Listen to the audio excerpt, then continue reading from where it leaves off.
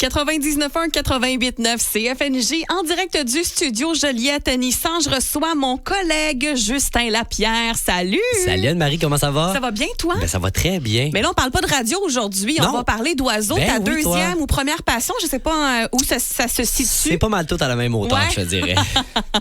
Alors, Justin, il y a Birds Canada qui a dévoilé un nouveau rapport de l'état des populations. Oui. Donc, entre 1970 et 2020, tu me disais, il y a des chiffres encourageants, mais des chiffres décourageants aussi. Oui, mais c'est mi-figue, mi-raisin, autrement dit, Anne-Marie. Dans le fond, ce qu'on apprend en les grosses lignes là, concernant le rapport de Birds Canada, c'est que il y a 46 d'augmentation des populations d'oiseaux, de la sauvagine, des canards qu'on retrouve en grande partie. Malgré la chasse, hein? On a Malgré la pensé, chasse, oui, ouais. mais dis-toi que c'est toujours contrôlé. Il y a toujours des bonnes raisons pourquoi on chasse ou pourquoi on chasse pourquoi pas. il y a des quotas aussi. Exactement, hein? oui, c'est ça, pour dépendamment des espèces. Les oiseaux de proie, donc tout ce qui est rapace, c'est en augmentation de 35 %, mais là, on tombe dans le plus inquiétant, 43 % de diminution en 50 ans pour les insectivores aériens. Donc, tout ce qui est hirondelles, les martinets, des oiseaux qui sont quand même beaucoup observés dans la Naudière, mais d'après moi, les auditeurs ont remarqué justement qu'il y a une nette diminution là, autant dans le nord de la région que dans le sud.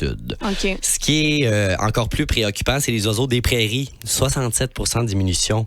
Et entre autres, dans cette gamme, si on peut dire, d'oiseaux-là, il y a le goglu des prés qu'on retrouve d'ailleurs dans la Naudière, dans certains secteurs. C'est une espèce qui est en danger, disons. Là. 67 % oui, c'est un danger. Là. C'est une importante énorme. baisse, oui, vraiment, vraiment. Oui. Et tu parlais donc du goglu des prés qu'on peut observer à Berthierville, entre autres? Oui, ben là, la saison, je vous dirais, pour le goglu est pas mal terminée. Là. Ils sont partis depuis un petit bout. Mais si vous voulez vous rattraper l'année prochaine au sentier là, de la Société de conservation, d'interprétation et de recherche de Berthier et ses îles à la Skirby ou la Sirbie. Oui, c'est ça. Ouais.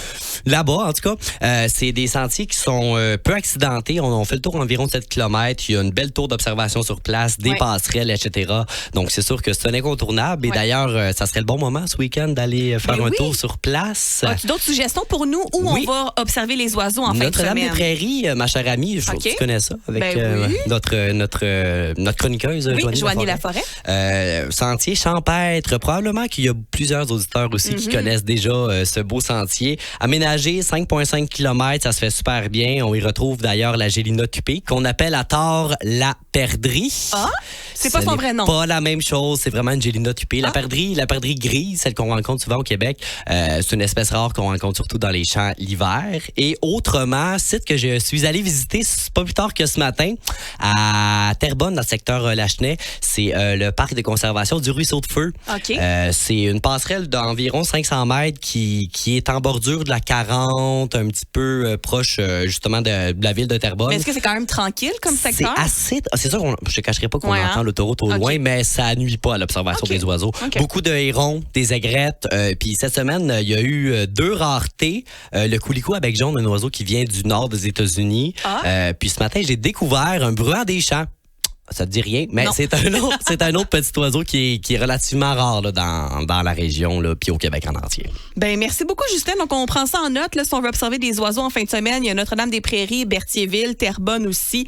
Et donc des belles observations à faire en fin de semaine. Du plaisir en masse. Est-ce que, mettons qu'on n'a pas un bel appareil photo, est-ce qu'avec un iPhone, on peut quand même prendre de belles photos d'oiseaux ou c'est plus difficile? Je te dirais, Anne-Marie, ça dépend de la distance à laquelle on se trouve de l'oiseau, mais... C'est possible, mais... C'est possible, mais c'est pas l'idéal. Mais juste une paire de jumelles, là, ça peut faire l'affaire en masse. C'est sûr, vous n'aurez pas de souvenirs à part ceux dans votre tête, mais ça peut être intéressant quand même. Mais merci beaucoup, Justin Lapierre, et bon week-end à toi. À toi aussi.